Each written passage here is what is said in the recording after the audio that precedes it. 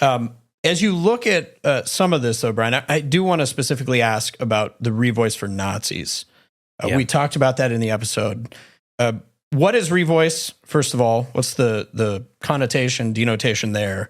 And how do you think that's being used? Well, so Revoice was surrounding this whole leftist play to do a Gramscian play about homosexuality, about sodomy, and to basically say that we need to be really tender towards men who are homosexual attracted.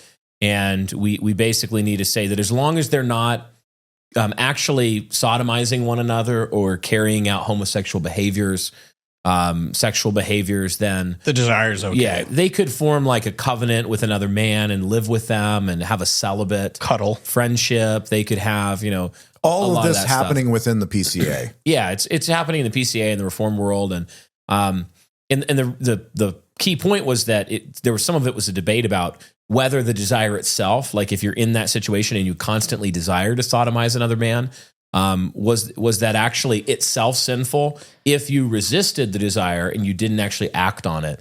And we would obviously say, along with the Reformed tradition on concupiscence, that the desire itself is sinful and needs to be mortified. And so you absolutely can't be carving out this side B gay, I identify as gay, but I just don't sodomize another man. It's like identifying as a thief or a greedy man. And I just continue to use the label. But I don't actually go and do the thing. I just carve out this space where it's not sinful for me to want to.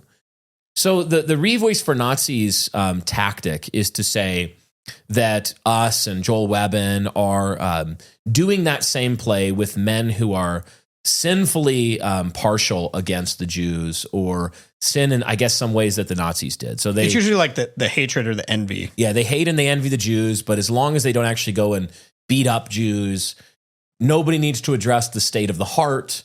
That's fine. The behavior is really all that matters. As long as they don't, and this was a real example, I think, in an OPC church where a young man went and like shot up a synagogue, and I think it's California. They're saying, the Revoice thing is saying, well, as long as you don't do that, it's fine. Right. And which, to be clear, I think it's very clear. Like, it's bad. This is kind of the point. That is not what we're saying. That's not a steel man of our position. All sinful desire needs to be mortified. So those are the desires of the flesh, not of the new man. They need to be mortified, and see with any sin, how would you mortify that desire? You'll know that in glory, one of the ways to see that these sinful desires are sins in themselves is that in glory, we will no longer desire to commit sexual sin or greed or murder or whatever it may be. So some of the problems that surround this sort of language is that, again, it's not a steel man. Joel nor us, nobody would say that if somebody really wanted to, let's say, like deep in their heart, they absolutely wanted to commit genocide, we would just say, that's fine as long as you don't. I would say for any people group, if they were like, really, guys, I just have a problem with black people, and I want to murder them all. Like, I see a black person, little kid up to a grown man, and I just really want to kill them. And they'd come to us with that sort of thing, and I would say, okay, we have some work to do. We're going to establish it. We're going to start talking through the desires of the flesh, the murderous desires of your flesh that are rising up. But I think it would be just to be clear, we would call that person to repent. We would say you need to repent. That's horrible. Not only of like if you had done it, but you need to repent of the inward sinful desire. You should not be cultivating that desire. Absolutely not. Nobody should give quarter to that desire. No. But one of the things that's happening is that because of the looseness of the defining terms when it comes to anti-Semitism and the assumption of envy. Yeah, we're actually begging the question in many ways. We've smuggled into the premises the conclusion that a person is anti-Semitic by defining it very loosely in ways that before we even get to the conclusion, we've already rigged the game to say that somebody is sinning. I would even say that defining racism, again, these left-framed anti-Semitism as sinful partiality, is fundamentally a tautologous definition, because partiality is not sinful in its absolute sense. Like, we can be partial in ways that are not sinful. I could prefer one thing over another. Being partial. I prefer kiwis to plantains. I am partial, but I'm not sinfully partial. I'm Italian. And maybe as a young, I'm not Italian, but I don't know why I made myself Italian. Whatever. I'm me. And let's just say growing up, I, had a certain preference for my spouse. And in this case, you can see the preference by who I married. I was really into a light-skinned blonde woman, and I was attracted to her. And there were other things too, but the physical played in. And I had a preference. I was partial to that in a way that maybe I wouldn't have been attracted on the level of wanting to marry somebody even of a different racial characteristic. And it didn't mean that in my heart I had any kind of like sulfurous, I wanted to murder them, or I thought they were less than, or something. Like I would, do the thing that James is talking about when he talks about dealing with the poor and the rich in church, where, the rich man comes in and you say, here, take this good seat. Poor guy, you go sit over there in the corner. I wouldn't have had that sinful desire of the heart to treat another person that I didn't want to marry in that way. I just wouldn't have married them. So when we define racism or anti-Semitism or these things as sinful partiality, the problem is it's tautologous. It's like saying that it's sinful because it's sinful. We actually need to define what delineates ordinary partiality from sinful partiality. And so that actually doesn't move the debate forward. And this is where I think, just real quick, I know I'm monologuing. Yeah, no, it's good. But this is where I think the Revoice thing comes in. And some of the fine-tooth comb distinctions that need to be made to define these things or refute them is that, so if you say that the sinful partiality, like if you argue in that way, you're not being specific enough to refute the claim that the sinful motive, that we're not harboring these sinful motives or allowing them in a way where, like, let's say that somebody has a position about Jewish influence in politics or something like that, right? If we define that as sinful on its face, holding that belief, oh, you're being sinfully partial against the Jews for holding that belief. Well, now, of course, you're being revoiced for Nazis if, like Joel, you wouldn't discipline somebody merely for believing, whether they were right or wrong, or to the extent that Jews have a strong control of some aspect of government or culture or whatever.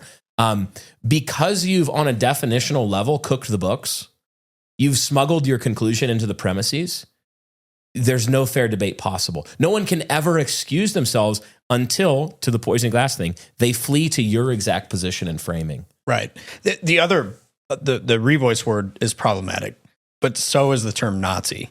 Yeah, that's a great point. So this was actually something that, and people who've said, like, you guys are supporting Nazis because you like some Anon accounts or White Boy Summer or whatever.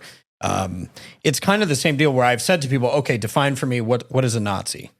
Define for me anti-Semitism. And I've usually gotten those tautologies in response where, well, we just all know it's sinful. Eric. Come on, you know what it is. And I said, no, let's define it carefully. I have never once gotten a clear, helpful, accurate definition. People think you're terms. being pedantic. Yes, but no, I'm actually trying to say, no, as Christians, we shouldn't be charging people with thought crimes or any crimes and charging them as sinful if we can't even define what the sin is. It's like misogyny. Yes. When we're teaching on patriarchy or something, and I say, generally speaking, women should be workers at home. I don't want women out in our churches like teaching theology classes, or I want them doing hate women. So you're a misogynist. Yes. And then you say, well, what do you mean by a misogynist? And the person says, we know what it is. You're one of them. And you say, no, give me a definition. Okay, it's someone who hates and abuses women. So the problem is now they haven't done the work to demonstrate that your treatment of women is hateful or denigrating. They're assuming it in the premises. Yes. It's begging the question. Of course, you're going to conclude someone is a misogynist if you just get to own the dictionary, to Dan's point, about what defines a misogynist in the first place, instead of defining it in a way that can then, the actions and words and deeds can be actually examined under the light of reason. Yeah, so it's an unfalsifiable claim. So you have two routes. You either say, you're right, I am a misogynist. Or you say, I'm not, and they say, a misogynist would say that. That's the Kafka trap. The Kafka trap, yeah. Well, and especially how you think of the term Nazi. Brian said in the cold open, nobody in our camp, nobody that we're affiliated with, talked to, including the Anons. There's tons of crazies out there. I'm not saying there's not. But the people that we actually know, Nobody is saying, I am a Nazi, let's resurrect 1940s political party. Nobody. Doug said something in the Cross Politics show that I thought was interesting. He said, we never want to call somebody a Nazi who doesn't call themselves one. And he uses the Samuel Holden video because there was a 1936 The Olympics. The Olympics. He said Samuel is calling himself a Nazi. And I'm like, no. He's actually not. So because you talked to him and he said, I'm not a Nazi. Correct. And that's what I mean. Like, I specifically asked because I didn't recognize any of the images in the video. I said, hey, what's the deal with this? And I think the main point, from my understanding, was they were trying to offend the post-war consensus sensibilities. They were committed on the level of when Doug said, if you really want to, make waves, make white babies. Right. A while ago. Doug knew what he was doing. Or when he said to the, the crazy Jezebel lady, I can't remember her name, and he used the C word. He said, they're saying of themselves, look, we're just a bunch of C words. And I don't have, I guess, the stones of Doug to say that word in public or in private, honestly, because it's a gross word. But what he was doing is he's intentionally outraging the God. What I called a Sunday school class once. This was an actual Sunday school class. Was it the calling things gay? Yeah, the virtue of calling things gay, because what you're doing is you're looking the idol square in the eyes and then you're poking it in both eyes. Yes, and when you poke something in both eyes, there's not going to be like your arguments were persuasive to me. They're going to be like outraged and they're hysterical. So Yes. There's a tactical thing there where I think, you can judge the tactics. They're public actions. They're open for public debate. But you have to at least in charity say, in terms of the play, that's what you were doing when you did this thing. Yes.